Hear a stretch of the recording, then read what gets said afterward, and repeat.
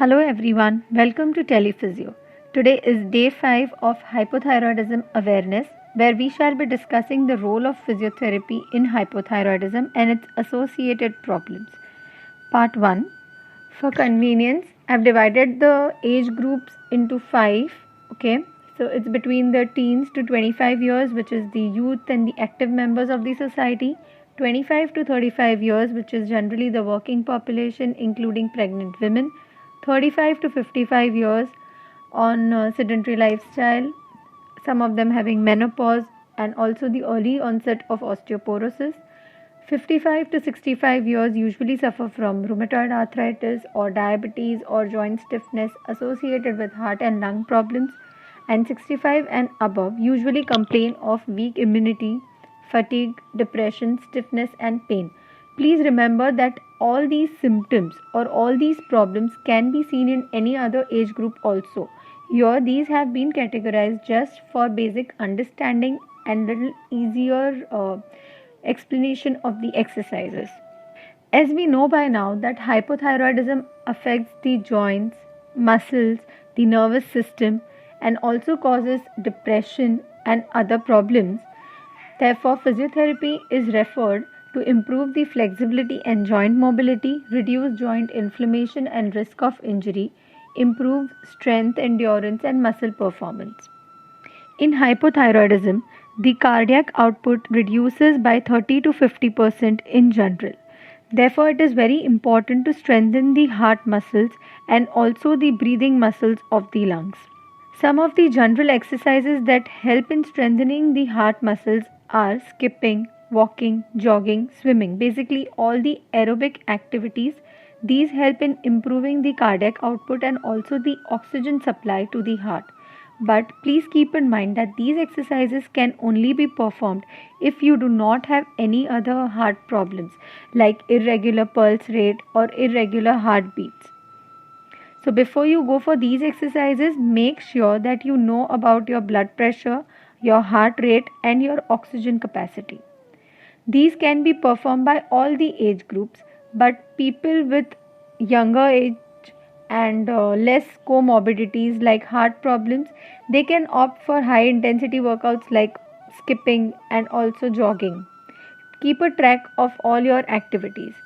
This can be done 3 to 4 times a week for minimum of 15 to 20 minutes, and more than that will be beneficial in burning of the fat. In hypothyroidism, a patient does complain of breathlessness or shortness of breath or feeling tired very fast. So if a person is feeling breathless while performing certain activity, they may start avoiding the activity that makes them breathless. Because of that, their efficiency reduces. This leads to further weakness of the muscles, causing more breathlessness and also may lead to depression. So the exercises here help in preventing breathing problems, improving the strength of muscles, and maintaining a regular breathing pattern. Two simple exercises have been shown here. On the left is the pursed lip breathing, where the patient is asked to inhale through the nose gradually, slowly, pursing the lip, that is closing the mouth, and slowly breathe out through the mouth. Breathe in through the nose, purse the lips, bring your lips together, and breathe out slowly. This should be done every 4 to 5 hours, at least for 5 times.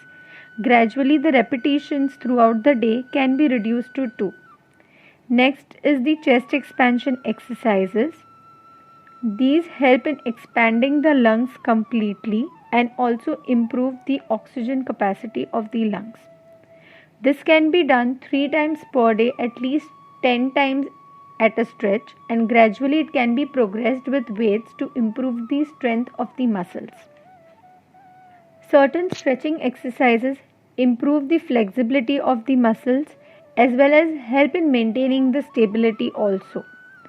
Certain stretch also help in opening up the thyroid gland, which helps in better functioning of the gland and improve the metabolism. 3 of these exercises have been shown here. First is the hamstring muscle stretch. It can be done in a variety of postures.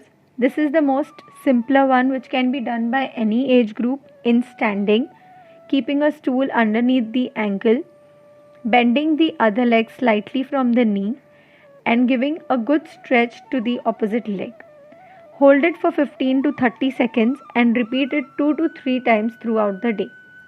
Next is the stretching of the pelvic floor muscle, where the person can lie down flat on the back on a mat or on the bed. Keep both the knees bent together and gradually separate the knees on the opposite sides towards the floor. Take it as close to the floor as possible. Now hold this position for 15 to 30 seconds. 3 to 4 repetitions can be performed throughout the day. Last is the camel stretch, which helps in opening up the thyroid gland, and it's proved to be very effective. It can be done on a mat, preferably on a mat and not on the bed. Start by kneeling on the mat. Gradually, start bending your spine backwards. Do not overstretch your neck too much. Initially, just bend your back behind and keep your one hand on the ankle. Stretch it completely and take the other hand also to the other ankle. And now stretch your neck. Hold this position for 15 to 30 seconds. 2 to 3 repetitions can be done at a time throughout the day. So friends, this is all for part 1. Part 2 will be coming up soon, which will include exercises for other associated problems due to hypothyroidism, which could be rheumatoid arthritis, certain neck and shoulder issues, and basic exercises for pre-pregnancy and post-pregnancy and for our senior members of the society above 60.